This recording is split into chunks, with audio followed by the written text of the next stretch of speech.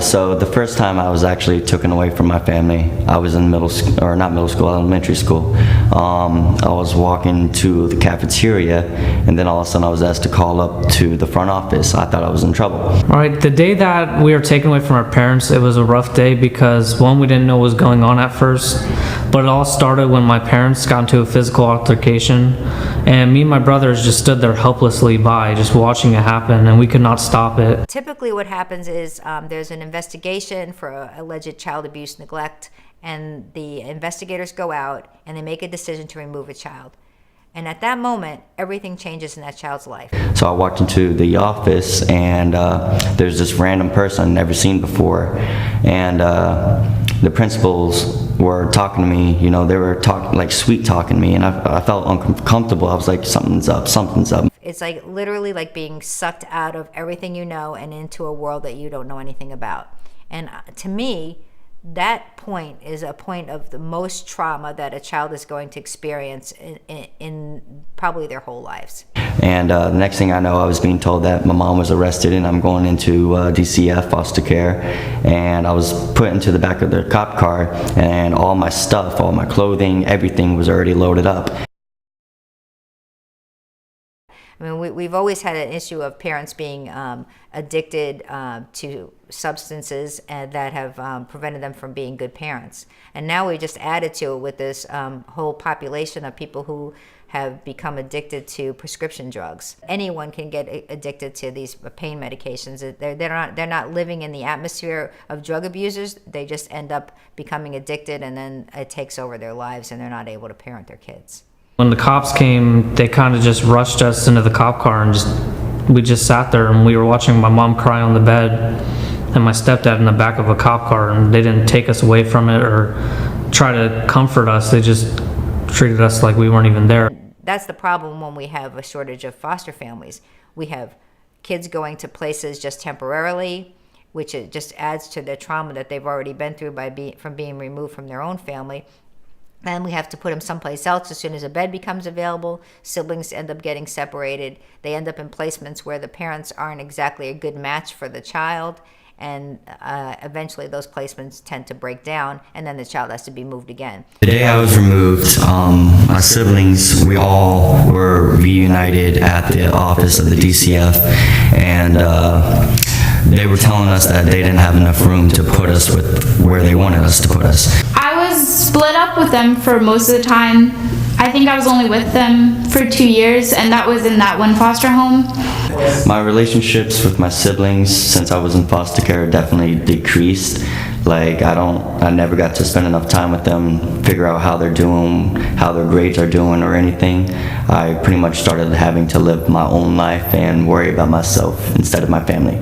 Prior to being in the foster care system, our parents weren't around. I was 8 years old raising 3 kids, and people who are 30 can't even do that. So it was difficult then to go from being their mother figure and just having to take care of them and make sure they got everything they needed to not even knowing where they were. So it just creates a snowball effect when we don't have enough foster families, where we have more and more kids that end up bouncing around the system, that are in bad placements, that become behavior problems. I think over the 5 years I was in foster care, I went through about 10 to 11 placements. How many places I've been through? 1, 2, 3, 4, 5, 6, 7, maybe 8. I don't know. St. Pete, Pasco, Orlando one time. For the amount of placements I've been in since I've been in foster care, it's definitely well over 20.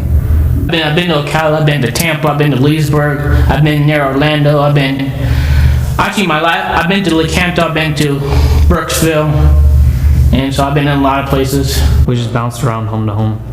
Every move traumatizes a child. They lose education. They lose their sense of security. They don't develop the normal value system that you would develop within your own family, because they're going from family to family. I got punched in the head. I had shoe marks on my head. I've been body slammed. I have different rules, different schools, different people. You have new foster siblings, not keeping in mind, like, you're also leaving foster siblings, like your friends and just everything you know. I won some fights. I got in a lot of fights. I won some. I lost some. I've been jumped. I've had 3 people trying to fight me at once. I kicked some kids' teeth out. I know. I did a lot of fighting. Because, I mean, if you don't fight, you're going to get beat up. That's the whole point. It's really difficult just constantly being moved around, and I think that's what also leads to the system being so traumatizing is the constant picking up and then just being dropped off somewhere. Take kids away from their families because we feel that they're being abused or neglected, and we put them in a situation where they're once again being abused and neglected. I actually did end up having a really bad fit, but it was one of the homes that I was in with my brothers. I was actually being sexually molested by my foster dad for 2 years straight. Well, really, the only answer is that we find a good family setting for them with people that would invest their time and energy in them as if they were their parent. And of course, she's the expert, so she can, like, take the baddest kid and know how to end up making them turn out good.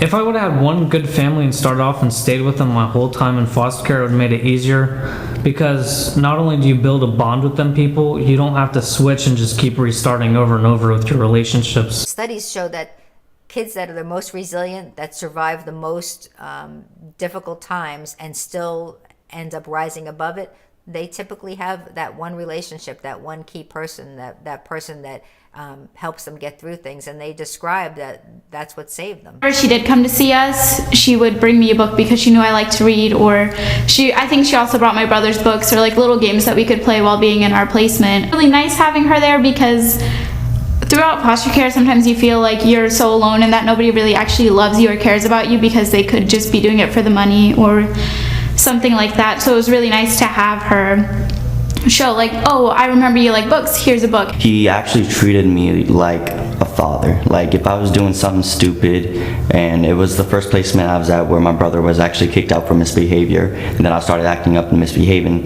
he would actually like talk to me and be like, boy, are you stupid? What are you doing? Like, you got to be smart about this. I know, you know, you're alone and everything, but you need to be a man and be strong about it. It's only for a certain time period, and you know, you got it. If you want to start as a volunteer, you want to start as a respite caregiver, you want to start as a mentor, wherever role you feel like you could start there, get your foot in the door, and chances are that would progress to us having a lot more people actually signing up to be full-time foster parents. If you don't have the time and you don't have the calling to actually become involved face-to-face with the child that's in the system, support what we're doing. You know, support it in whatever way you can, through your treasures, through your talents.